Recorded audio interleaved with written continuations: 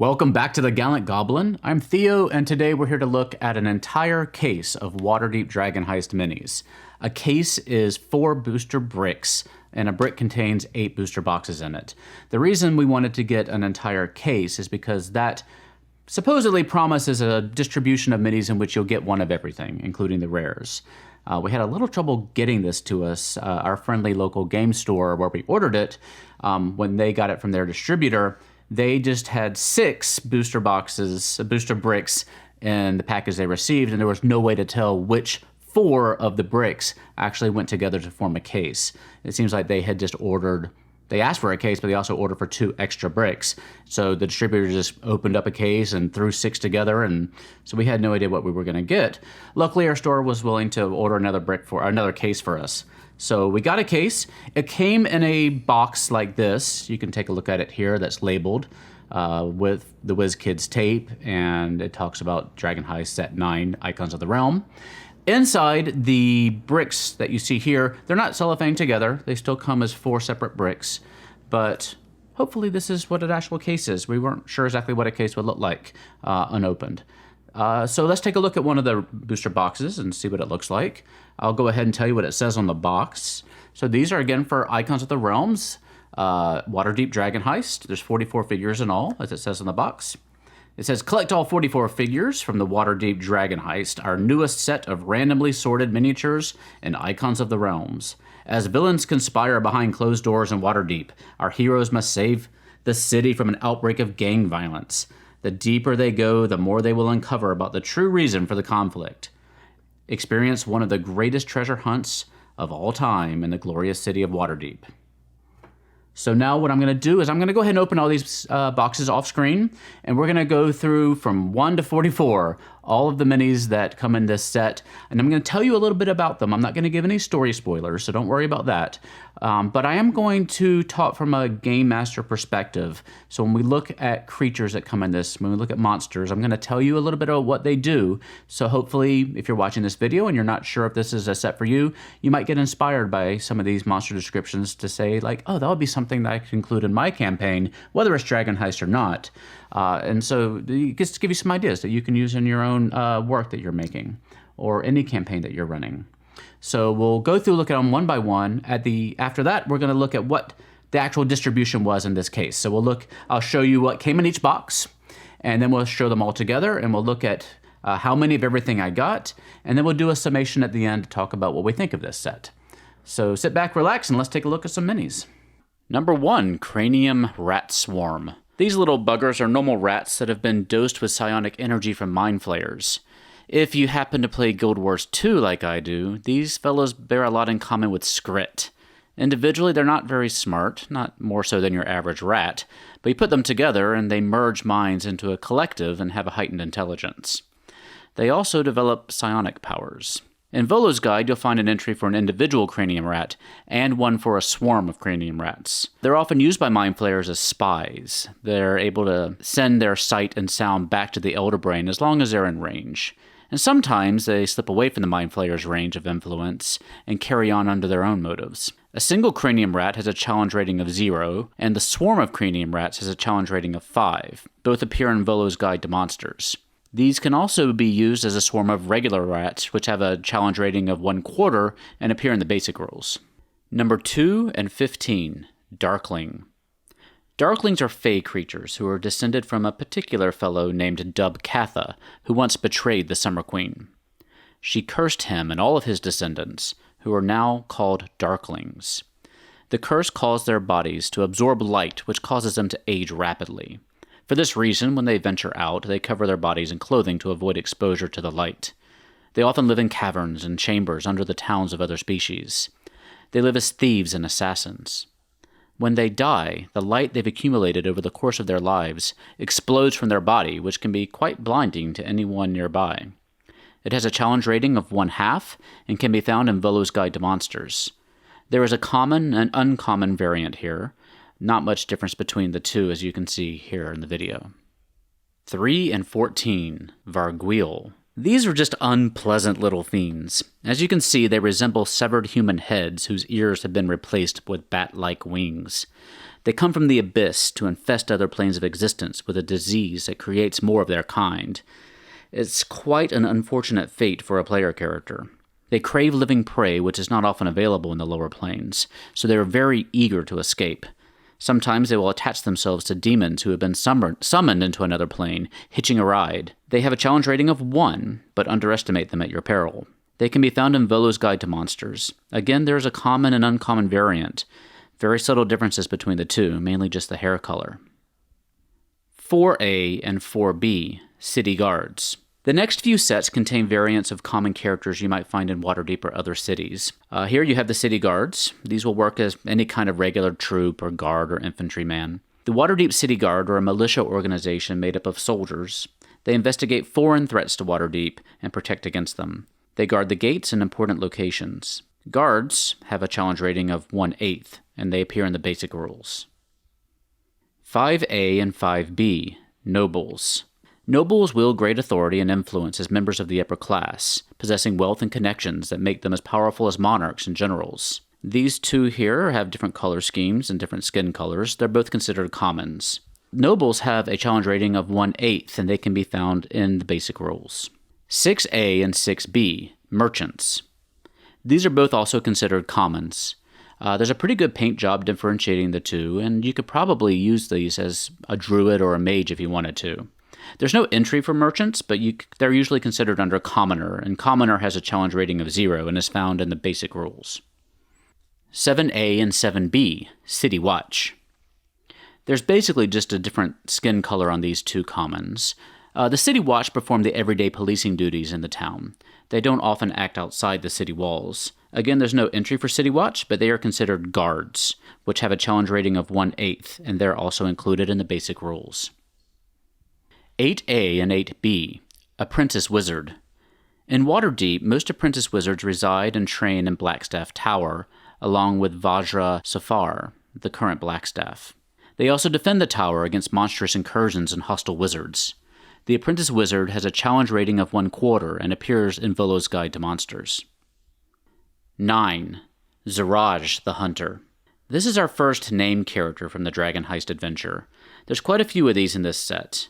I'm going to give you just a very brief description of the character and otherwise let you discover their role in the story for yourself. Ziraj the Hunter is a half-orc legendary mercenary. This figure could also easily be used as a half-orc ranger or other player character. 10. Mirt. Mirt is a retired adventurer famous for the fortune he acquired exploring the Undermountain. He's a bit past his prime now, but could inspire the creation of an interesting player character if you wanted to. 11. Human Sun Soul Monk. This is our first of several minis designed for player characters. The monastic tradition of Way of the Sun Soul was introduced in Xanathar's Guide to Everything. They can learn to channel their life energy into searing bolts of light. This was a popular subclass in my little gaming group, and it's nice to see a mini designed around it. 12A and 12B, Dragonborn Draconic Sorcerer. Here's a natural combination of race and class. Interestingly, they didn't change the skin color of the character in the mini to perhaps give you a choice of which draconic ancestry you claim, though the orange skin color could pass for bronze or brass or copper or gold or red. Of course, the draconic ancestry doesn't have to match the skin color of the Dragonborn character itself. 13 and 17, Cambion Devil. These are based on late European mythology. Cambions are the offspring of a fiend, usually a succubus or incubus, and a humanoid. They inherit aspects of both parents, but their horns, leathery wings, and tails betray their infernal parentage. They have an evil alignment and grow up to be ruthless adults full of wickedness and perversion. Even as a youth, a Cambion may feel superior to mortals and may orchestrate uprisings in towns and cities, gathering gangs of pliable humanoids and lesser devils to serve it. While they are uncontrollable by their humanoid parent, they are generally subservient to their fiendish parent, regarding them with admiration and dread. They have a somewhat lesser status in the Nine Hells, serving as soldiers, envoys, and servants to greater devils. They have to use their own strength and willpower to climb the ladder of power. Cambions have a challenge rating of 5 and can be found in the monster manual under Cambion. They appear in random urban encounter tables in Xanathar's Guide as well. Again, a common and an uncommon variant here. The common variant wields a spear, while the uncommon one has a slightly different paint scheme and has a fire ray spell effect. 16A and 16B, Spy. These are pretty generic humanoid spies or assassins. Both of these are considered uncommon. One just spends a little bit more time out in the sun and has a dagger and stabbing position.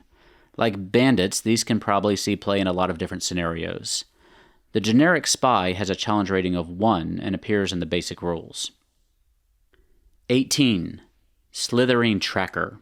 Sometimes a creature becomes consumed with thoughts of revenge and seeks out a hag, lich, or priest who worships gods of vengeance.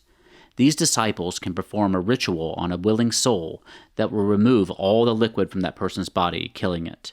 The mind, however, lives on in the puddle of liquid that was removed from the remains. The liquid, now known as a slithering tracker, also retains the person's insatiable need for vengeance. A slithering tracker can flow into places other creatures can't go. It can lie motionless on the ground, appearing as nothing more than a puddle of water, ready to surprise a creature passing by.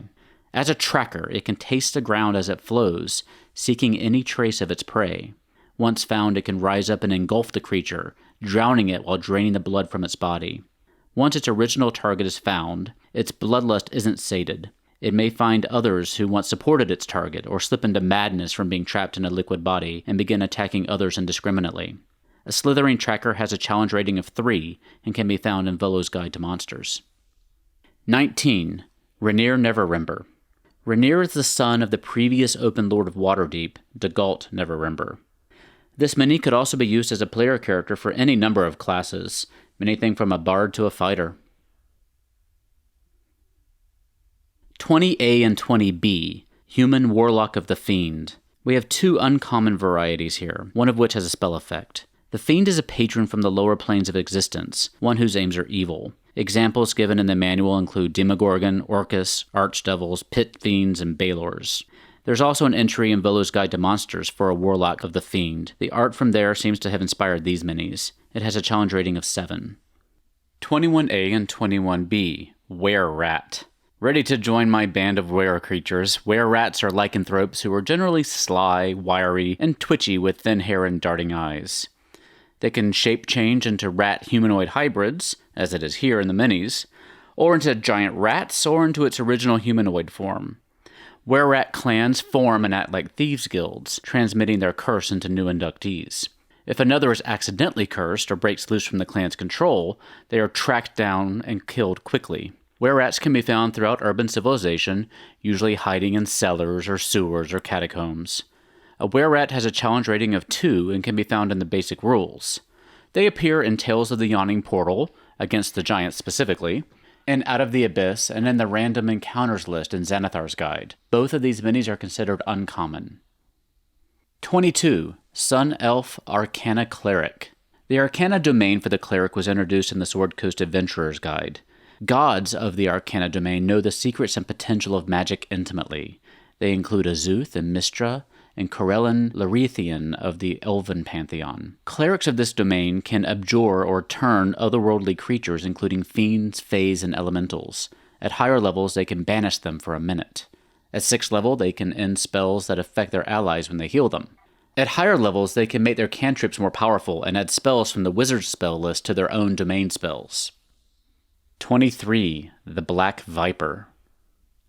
The Black Viper is the leader of the Waterdeep sect of Shadow Thieves.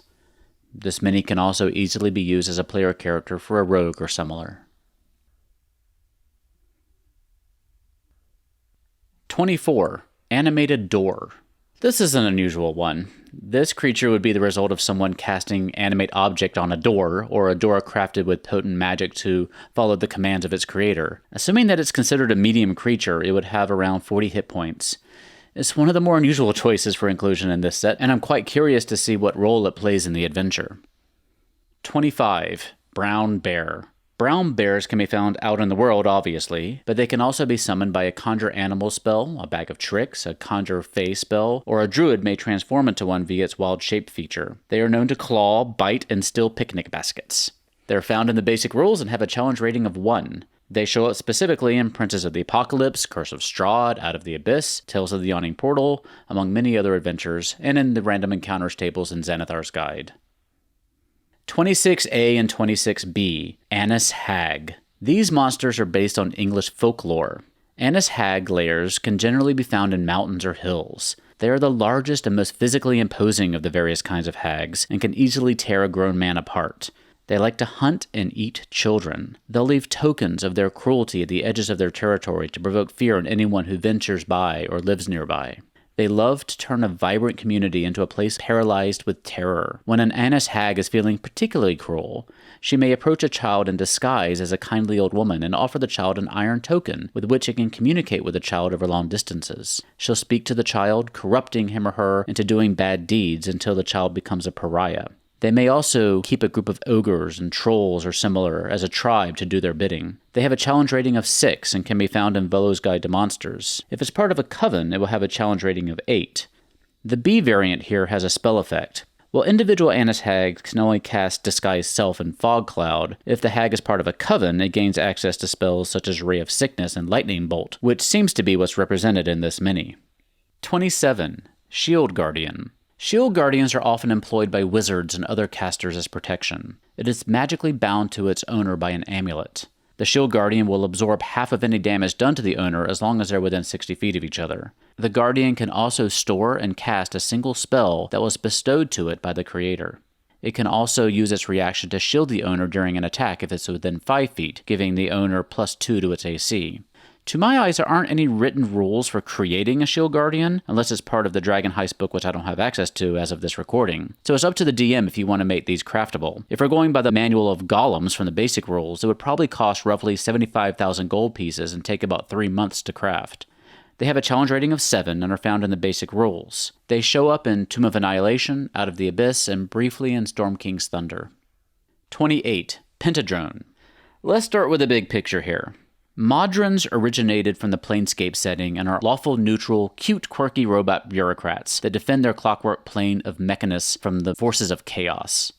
There are 15 distinct types divided into 2 main groups. There are 4 varieties of base Modrons and 10 types of Modron hierarchs. Pentadrones are the highest-ranking base Modron. According to the D&D Beyond article by James Hake, these star-shaped advanced Modrons serve as law enforcement for their society, stopping disorderly conduct by visitors from other planes.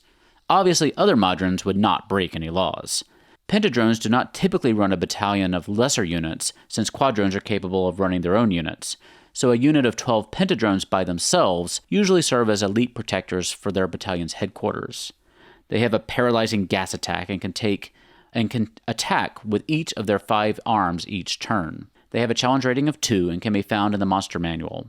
Pentadrones show up in Tomb of Annihilation. If you're looking for other Modrons, Monodrones and Duodrones can be found in the Tomb of Annihilation Icons of the Realm set. A package with a Monodrone and a Duodrone can be found in Wave 6 of Nolzur's Marvelous Unpainted Miniatures, which is due out in October 2018. Quadrones were included in the Monster Menagerie 3 set. Tridrones were apparently considered for the Monster Menagerie 3 set as well, but if you order one, you'll discover that it's actually a Kraken Priest that's been mislabeled, as you can see in one of my previous videos. There don't appear to be any official Tridrone minis out there just yet. 29. Lion. Like the Brown Bear, lions can be summoned using Conjure Animals or a Conjure Fae spell, or from a Bag of Tricks. It can also be summoned by a Figurine of Wondrous Power. They can also be transformed into by a Druid with Wild Shape. They show up in random encounter tables across different environments from mountains to deserts. Lions have a challenge rating of 1 and can be found in the basic rules. 30. Crocodile. Crocodiles can also be summoned from the Conjure Fae and Conjure Animal spells. They also show up in random swamp encounters table in Xanathar's Guide. There's also a giant crocodile that shows up in various adventures. It has a challenge rating of 1/2 and is from the basic rules. 31. Direwolf. Direwolves can also appear as a Conjure Fae or Conjure Animals spell result. They can also be summoned with a Find Greater Steed spell or from a Bag of Tricks. It's another beast for Druid's beast shape. They show up in Curse of Strahd fairly extensively. Now here's one compared to the Winter Wolf from the Storm King's Thunder icon set. Dire Wolves are considered large, as are Winter Wolves. Regular Wolves are considered medium creatures. It's also in various encounter tables in Xanathar's Guide. It has a challenge rating of 1 and is from the basic rules. 32A and 32B. Pit Fiend. The Pit Fiend is one of the showcase models in this group. This large creature serves as a lord for most other devils. They attend the archdukes and archduchesses of the Nine Hells and are the generals in their armies. They form a kind of grotesque aristocracy in the infernal realm, domineering and manipulating the politics of the realm to suit their desires. They have a challenge rating of 20, which puts them on equal footing with ancient white and brass dragons. They appear in the basic rules. Pit Fiends can serve as patrons to warlocks as well. Named Pit Fiends from the recent history include Bazka and Bel. 2 variants are included in this set, and the primary difference is that one has a mace. From here on out, we have the rares. 33. Vajra Safahr. Safahr is a current Blackstaff or highest-ranking wizard of Waterdeep.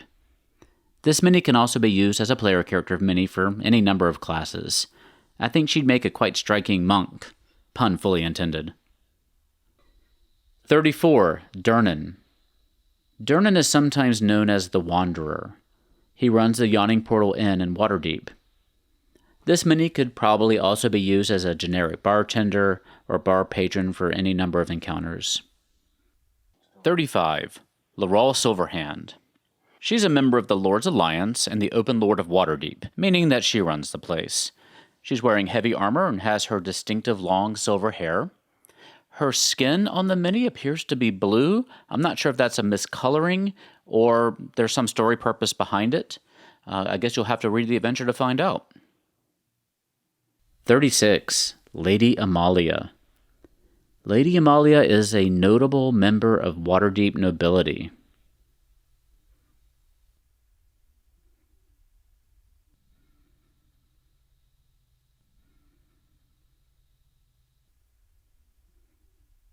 "37. Manshoon. Manshoon is a legendary founder of the Zhentarim. This mini could also be an interesting one for a spellcaster player character.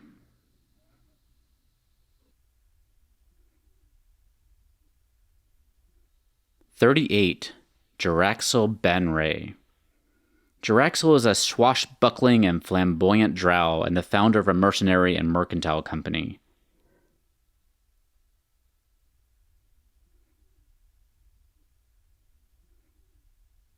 39. Lord Victoro. Lord Victoro is another notable member of the Waterdeep aristocracy.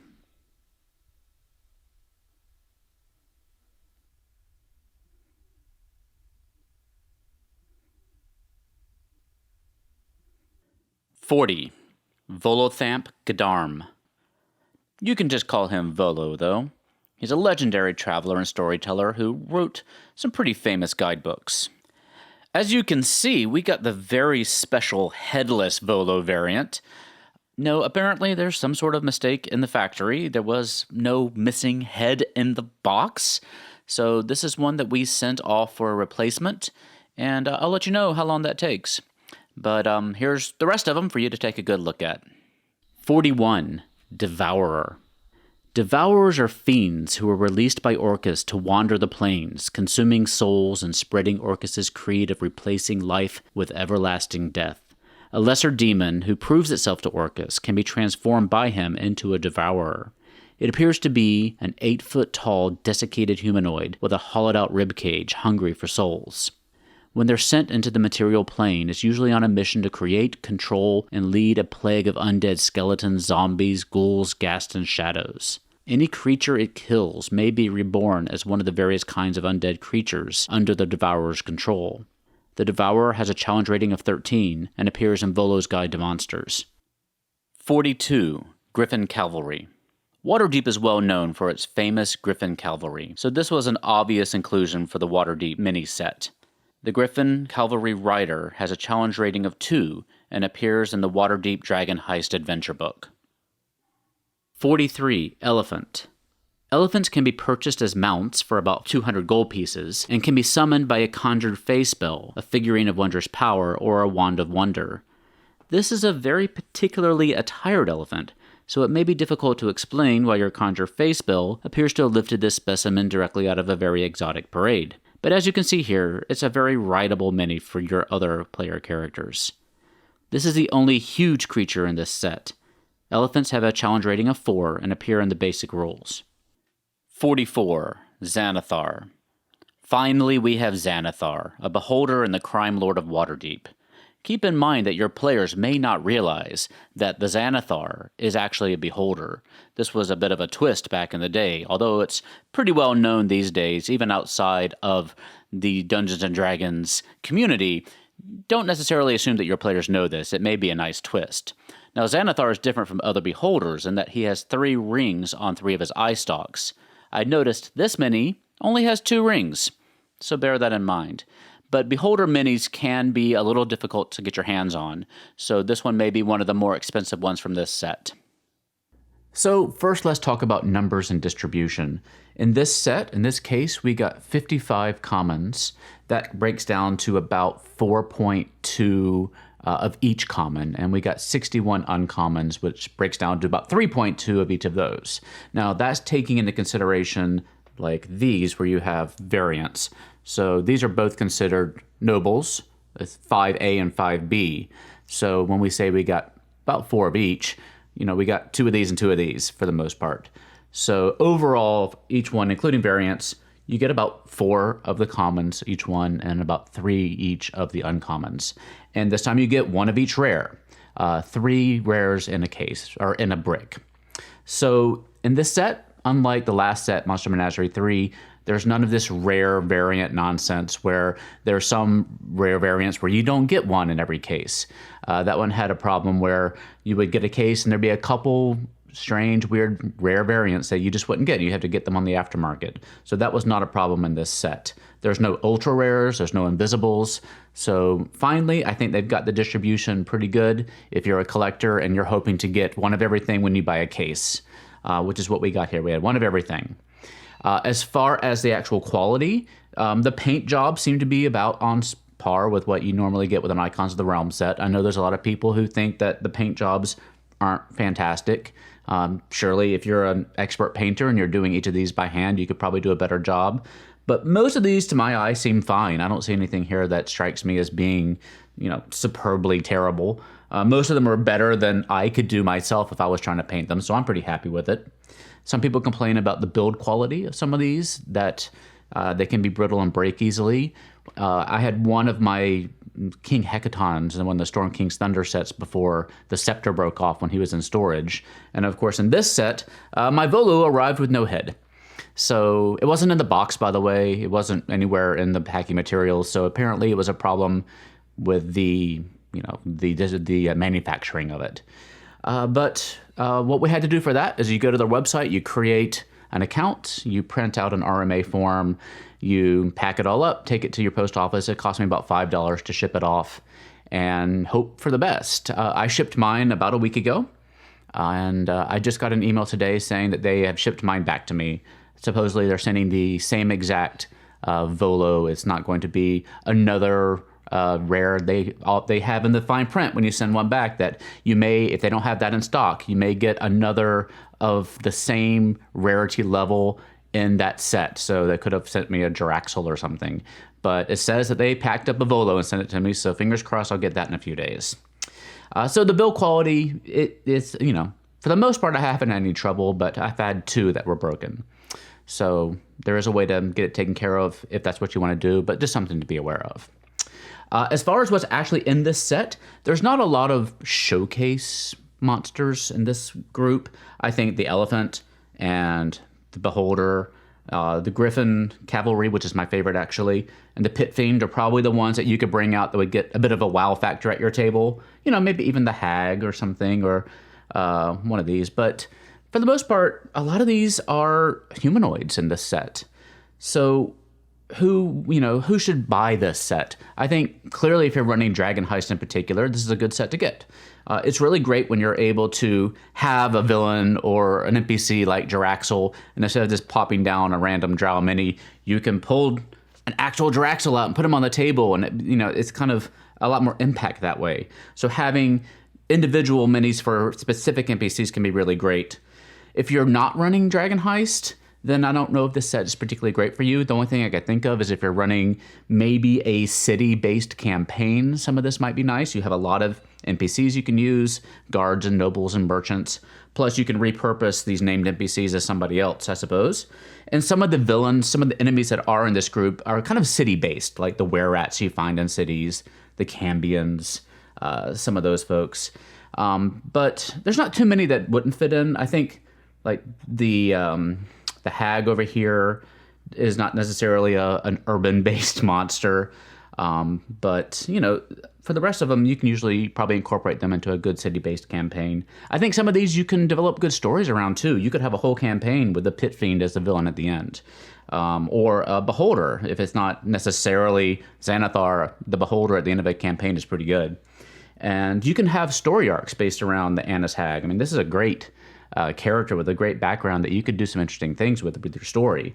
I think you could also probably base a good, you know, session or two around the Slithering Tracker. That would be pretty fun. Or even the Vargouilles, I think they're pronounced. They can make an interesting little session-ending encounter for your party.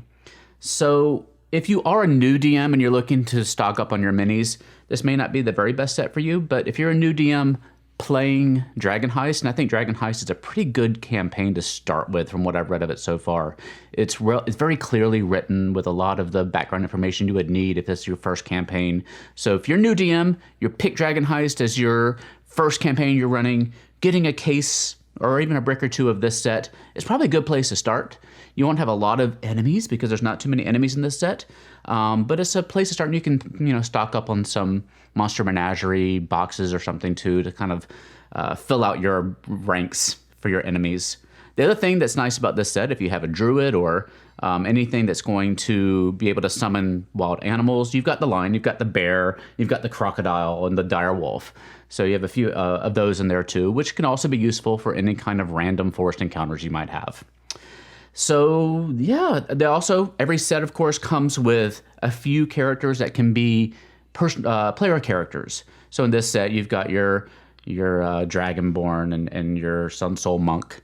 And no, these are, you know, unless you happen to have a player who wants to play one of these characters, these might not hit the table very much unless you know, use them as a repurposed NPC.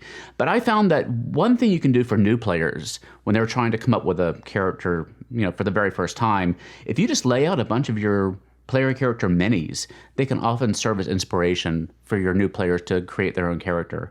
So while some of the expert players may, you know, create their character in their imagination and then go to something like Hero Forge to make their mini, their very specific mini they have in mind, you can work it the opposite way where the players start with a mini and build a character around that. So that's what those can be used for, I think. And yeah, I think that's it. I'm looking forward. I'm happy with the set myself because I'm very much looking forward to running Dragon Heist as a campaign. I also bought the Dwarven Forge city builder set, so I was happy to get like merchants and guards and nobles to fill out the ranks of my, you know, my tavern in my town or my city square. So I think that'll be amazing. If you have any particular questions or comments or concerns, please leave them in the comments below. Otherwise, thanks for watching, and we'll see you next time.